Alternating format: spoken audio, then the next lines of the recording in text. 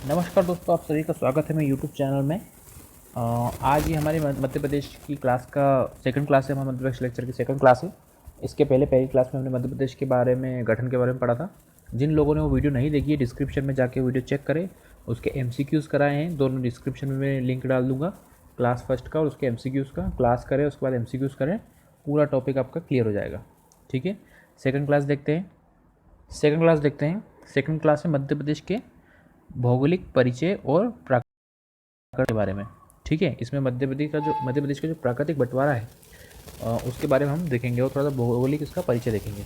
ठीक है, मध्य प्रदेश को मेनली 3 पार्ट में बांटा गया है। मध्य प्रदेश के मुख्य रूप से 3 पार्ट हैं। कौन कौन से हैं? मैंने यहाँ पे मैप बनाया आपके सामने। मैप थोड़ा देखिए, आप ध्यान दीजिए। जो रेड पेन से लिखा हुआ है, पूर्वी व बघेलखंड का पठार, मध्य उच्च प्रदेश और सतपुड़ा मेकल श्रेणी। मेनली इसके 3 पार्ट हैं। मध्य प्रदेश के 3 पार्ट हैं। पूर्वी, इसको इतने इतने एरिया को, ये जो इतना इतना एरिया है, ये पूर्वी पठार या बघेलखंड का पठार कहलाता है। ये एरिया, ये पूरा मध्य भारत का पठार कहलाता है। और ये जो एरिया है, जो नीचे वाला बचा है, ये आपका सतपुड़ा मेकाल श्रेणी कहलाता है। ठीक है, अब ये जो है मध्य उच्च प्रदेश, इसको हमने 5 सब पार्ट्स में बांटा गया है। ठीक है, इसका जो है 5 इसके अलग अलग पार्ट बनाए हैं मध्य उच्च प्रदेश के। ठीक है, पहला पार्ट है मध्य भारत का पठार, दूसरा बुंदेलखंड का पठार, तीसरा रीवा का पठार, चौथा नर्मदा सोन घाटी और 5वां आपका मालवा का पठार। ठीक है, ऐसे इसको 5 पार्ट में बांटा गया है। इन्हीं पठारों के बारे में हम आज पढ़ेंगे। कौन से पठार की क्या विशेषताएं हैं, क्या इनकी क्या क्या इनमें कितनी वर्षा होती है, क्या क्या इनकी खासियत है, कौन कौन से जिले इनके अंतर्गत आते हैं। मतलब मेन पार्ट पढ़ेंगे। पढ़ना चाहे तो हम यहाँ पे पूरा पढ़ सकते हैं कि यहाँ पे नृत्य किस प्रकार के होते हैं, जाति कौन सी रहती है और इनका फसल क्या है। पूरा मध्य प्रदेश यहीं खत्म हो जाएगा। पर हमें इतना डीप में नहीं पढ़ना है। इतना डीप में पढ़ोगे तो खुद कन्फ्यूज़ हो जाओगे। मेन जो इनकी पूछे जाते हैं कि कौन सा ये मंदिर कौन से पठार में है, ये थोड़ा थोड़ा डीप में हम पढ़ेंगे। ज़्यादा डीप में पढ़ोगे तो खुद कन्फ्यूज़ हो जाओगे कि पठार पढ़े कि जिले पढ़े कि मेले पढ़े, इस पठार में कौन सा मेला लगता है, क्या करे क्या नहीं करे। ठीक है, तो जो मैं पढ़ा रहा हूँ वो पढ़िए आप। चलिए आगे देखते हैं। पठार से पढ़ने के पहले मैंने यहाँ पर थोड़ा सा एक लाइन डाली है मेरे नोट्स में। ये मेरे ही नोट्स हैं, मैंने इनको थोड़ा प्रिंट करके करवाया है। तो मैंने इसमें एक लाइन डाली है, यहाँ पर आपको समझ में आ जाएगा कि पठार, बहुत लोगों को कन्फ्यूजन होगा कि पठार होते क्या हैं। ये जो है, समुद्र तल से कोई ज़मीन 50 से 150 मीटर ऊंची है तो उसे मैदान कहते हैं। मतलब इंग्लिश में बोलते हैं प्लेन्स, मैदान। ठीक है, ऊपर से ऊपर की सतह उनकी प्लेन होती है तो उनको मैदान कहते हैं। अगर वही ज़मीन 150 से 600 मीटर ऊंची है तो उसे पठार कहते हैं, प्लेटू, इंग्लिश में प्लेटू जिसको बोलते हैं। ठीक है, अब समुद्र तल से कोई ज़मीन आकर 600 से 1000 मीटर तक ऊंची होती है उसे पहाड़ी कहते हैं। अब यहाँ पर पहाड़ी आ गई है। और अगर 1000 मीटर से ऊंची है वह ज़मीन समुद्र तल से तो वो पर्वत कहलाती है। ठीक है, यहाँ पे इतना क्लियर आपको? ये आप थोड़ा सा ध्यान रखना, पठार और ये मैदान और पहाड़ी पर्वत किनको बोला जाता है। ठीक है,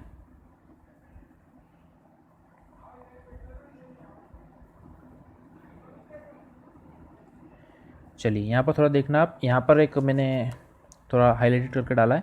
मध्य प्रदेश का क्षेत्रफल सबको पता ही होगा, 308,252, ठीक है, वर्ग किलोमीटर है। ये मैंने यहाँ पर क्यों डाला है उसका कारण मैं अभी बताऊँगा आपको। इन पठारों का जो क्षेत्रफल है, बहुत सारी बुक्स में आपको क्षेत्रफल दिया होता है, क्षेत्रफल आपको याद करना पड़ता है ना। तो वो कोई ज़रूरत नहीं है याद करने की। आपको इसका प्रतिशत याद रखना कि ये जो पूरे प्रदेश का जितना हिस्सा है उसका कितना प्रतिशत है। ये प्रतिशत तो याद कर सकते हो आप। ये और ये सेम है, लगभग लगभग सेम है। ये और ये सेम है, लगभग लगभग। ठीक है, और ये दोनों बड़े बड़े हैं, अलग याद रह जाएंगे। ये बचा है 11%। ये कोई बड़ी बात नहीं याद करने के लिए। ठीक है, जिसमें नंबर से आपको याद करवाया ना, नंबर से जैसे बताया ना मैंने आपको यहाँ पर, ये ऐसे याद कीजिए। पहला ये, दूसरा ये, पहला ये, दूसरा ये, तीसरा ये, चौथा ये, पांचवा ये, ऐसे याद करना है आपको। 10.7% ये है आपका, फिर ये 7.7% समथिंग, ऐसे आपको याद करना है। तो जो इसका एरिया लिखने का जो मेरा उद्देश्य था कि ये वर्ग किलोमीटर इतना भारत, ये मध्य प्रदेश का क्षेत्रफल है, उसका उद्देश्य ये है कि आपका इनका पठारों का क्षेत्रफल आपको ऐसे ही याद हो जाएगा, ठीक है। इसका आप 10.68% निकाल लीजिए, मान लीजिए लगभग 10% ही निकाल लीजिए इसका, तो 308 252 का 10% क्या हो जाएगा, 308 25, लगभग इतना आपको रहेगा।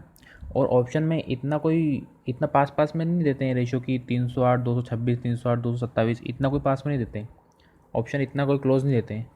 308 252 है तो अगला 35 8 352 होगा, 40 होगा, ऐसे देते हैं। तो आप आराम से इसको इस परसेंटेज की ट्रिक से आप निकाल सकते हैं, ठीक है। परसेंटेज जिनको मैथ्स स्ट्रॉन्ग है वो तो निकाल लेंगे, बाकी के लिए मैं बता देता हूँ। 308 है, ये टोटल कुल क्षेत्रफल है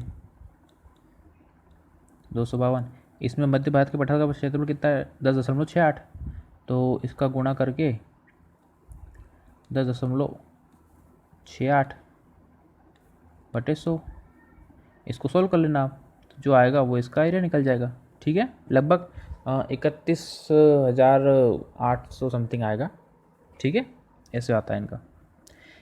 ऐसे ही मध्य भारत का पठार का प्रतिशत कितना है 10.68, बुंदेलखंड के पठार का प्रतिशत कितना है 7.7%, रीवा पन्ना का पठार 10.37%, पूरे प्रदेश का 10.37% रीवा पन्ना का पठार है। ऐसे ही पूर्वी या बघेलखंड का पठार 7%, सतपुड़ा मैकाल श्रेणी पूरे प्रदेश का 11%, नर्मदा सोन घाटी 26% पूरे प्रदेश का लगभग, और मालवा का पठार 28% लगभग। ये लगभग में चलता है, एग्जैक्ट एरिया कोई नहीं बता सकता, ठीक है, क्योंकि ये नेचुरल एरिया से नेचुरल लाइन है, कोई हमने नहीं बनाई कि एकदम सटीक लाइन बनाएंगे जिले टू जिले, ठीक है। ये प्राकृतिक लाइन है, तो ये कहीं से भी ऐसी मतलब एग्जैक्ट नहीं होती, इनका एक रेशो एरिया एवरेज चलता है, ठीक है। तो एवरेज हमारे लिए काफ़ी, हम इतना वो भूवैज्ञानिक तो बनना नहीं है कि एकदम सटीक हमको ज्ञात करना है, वो भी हो जाता है सेटेलाइट वगैरह से। बाकी यहाँ पर हमारे लिए लगभग काफ़ी है हमारे नॉलेज के लिए। अब यहाँ पर देखिए आपको मैं 1-2 पॉइंट और बताता हूँ। सबसे छोटा वाला पठार ये छोटा स्मॉलेस्ट 7% बघेलखंड का पठार, और सबसे बड़ा पठार आपका मालवा का पठार, सबसे बड़ा पठार मालवा का पठार, ठीक है। ये 2 चीज़ें आपकी यहाँ तैयार हो गई। अब नेक्स्ट चलिए, अब हम थोड़ा डीप में पढ़ेंगे हर पठार को। सबसे पहले हम पढ़ते हैं मध्य भारत का पठार। इसका क्षेत्रफल क्या है 32,896 वर्ग किलोमीटर। वैसे ही मैंने जो बताया था आपको 10.76 का 308 252 का 10.76% निकाल लीजिए, तो लगभग 32 का समथिंग इतना आ जाएगा। याद करने की ज़रूरत ही नहीं है ना, इसको परसेंटेज याद कर लो, निकाल लेंगे, ठीक है। अब यहाँ पर वर्ग किलोमीटर, ठीक है। अब यहाँ पर मिट्टी देख लीजिए, मिट्टी कौन सी है यहाँ पर मध्य भारत के पठार में। मध्य भारत के पठार में जब आपको मैं बोलूँ तो आपके माइंड में ये क्लिक हो जाना चाहिए कि किस साइड है मध्य भारत का पठार। जब मैंने मैप में समझा था इस साइड है, ठीक है, इसलिए मैंने आपको सबसे स्टार्टिंग में ही मैप बता दिया। बुक्स में आपको डायरेक्ट फैक्ट देते हैं, तो ये थोड़ा सा उसका वीक पॉइंट है। तो आपके माइंड में जैसे ही मैं बोलूँ तो आपको माइंड में मैप क्लिक हो जाना चाहिए, जो मैंने ऊपर बताया था, ठीक है। मिट्टी होती है इसमें जलोढ़ सर्वाधिक उपजाऊ, जो सर्वाधिक उपजाऊ मिट्टी है जलोढ़, वो यहाँ पर होती है, पाई जाती है। वर्षा यहाँ पर होती है 75 सेंटीमीटर से कम, लगभग 75 सेंटीमीटर या उससे कम वर्षा होती है यहाँ पर, ठीक है। बहुत कम वर्षा होती है मध्य भारत के पठार में। यहाँ पर इस पठार के अंतर्गत भिंड जिला आता है। भिंड जिले के गोहद तहसील में 55 सेंटीमीटर वर्षा होती है, ठीक है, 55 सेंटीमीटर उससे कम होती है। मतलब मध्य प्रदेश में सबसे कम वर्षा वाला क्षेत्र भी इसी पठार में है। कौन सा है, गोहद। गोहद की एक खास बात और है, गोहद में विश्व प्रसिद्ध काली मूंछ चावल भी यहीं पाए जाते हैं। विश्व प्रसिद्ध काली मूंछ के चावल गोहद में ही होते हैं, ठीक है। नेक्स्ट फैक्ट देखिए, यहाँ के वन एवं पेड़ पौधे कटीले होते हैं।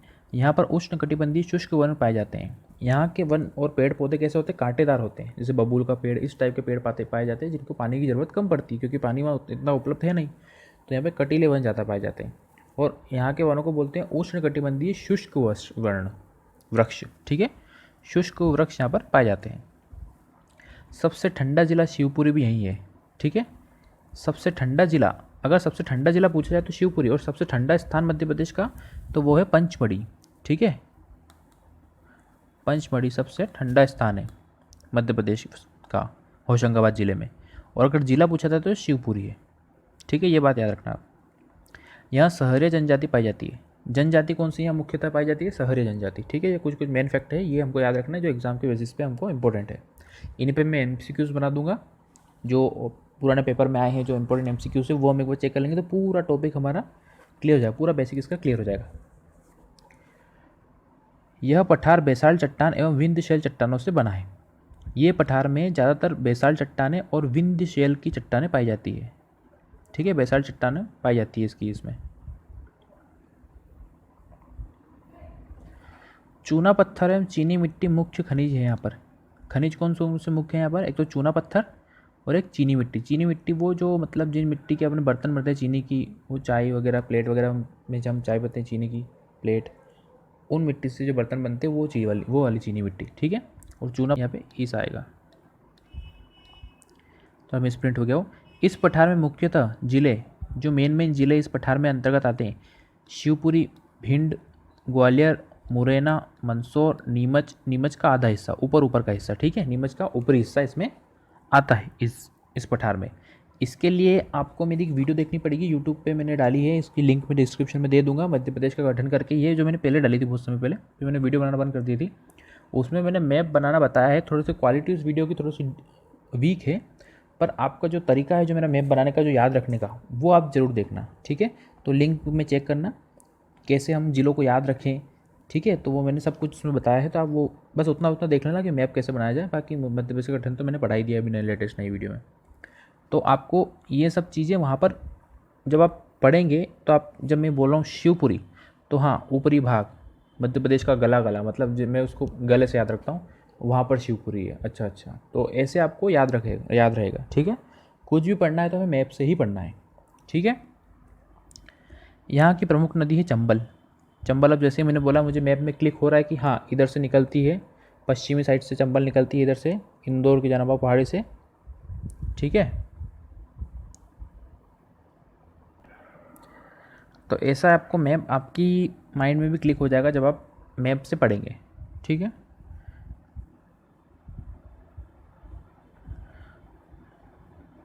उद्योग, यहाँ के जो उद्योग हैं, जो फैक्ट्रीज वगैरह है, जो मिल वगैरह हैं, वो देख लेते हैं यहाँ पर मध्य भारत के पठार में। भिंड का मालनपुर उद्योग केंद्र, भिंड में एक मालनपुर उद्योग केंद्र है, एक तो वो प्रसिद्ध है यहाँ का। सूती कपड़ा उद्योग ग्वालियर में सूती कपड़ा उद्योग है। शक्कर उद्योग डबरा ग्वालियर जिले की तहसील है एक डबरा, उसमें शक्कर उद्योग है आपका। खैर लकड़ी से कत्था बनाने का कारखाना उद्योग शिवपुरी आदि पाए जाते हैं। ठीक है, अब यहाँ के पर्यटन देख लेते हैं। पर्यटन में यहाँ पे जो प्रसिद्ध पर्यटन है वो कौन कौन से? माधव राष्ट्रीय उद्यान, सभी लोग जानते हैं। माधव राष्ट्रीय उद्यान आपका, करेरा अभ्यारण्य शिवपुरी में, दोनों शिवपुरी में, माधव राष्ट्रीय उद्यान और करेरा अभ्यारण्य शिवपुरी। घाटी गांव अभ्यारण्य ग्वालियर में। ठीक है, ग्वालियर दुर्ग, बिरला सूर्य मंदिर, जय विलास पैलेस, ये सब ग्वालियर में। पालनपुर कूनो राष्ट्रीय उद्यान शिवपुरी में आपका। ठीक है, 64 योगिनी मंदिर मुरैना में। 64 योगिनी मंदिर जो है ये मध्य प्रदेश में एक और जगह है, जबलपुर में भी है शायद, है ना? जबलपुर में भी है ये, तो इसका थोड़ा सा ध्यान रखना, कंफ्यूज मत होना। प्रदेश का पहला सीमेंट कारखाना बानमोर मुरैना में स्थित है। ठीक है, ये प्रदेश का पहला सीमेंट का कारखाना है ये। ठीक है, चलिए आगे देखते हैं। ये हमारा मध्य भारत का पठार कंप्लीट हो गया है। ठीक है, अगर आप चाहें तो इसमें से नोट्स बना सकते हैं मेरे इसमें से। ठीक है, अब अगला पठार पढ़ते हैं हम, बुंदेलखंड का पठार। दोस्तों, अगर वीडियो आपको ज़रा सी पसंद आई तो लाइक शेयर सब्सक्राइब करना बिल्कुल ना भूलें और अपने दोस्तों के साथ शेयर करें। धन्यवाद, और बेल नोटिफिकेशन ऑन करें। धन्यवाद।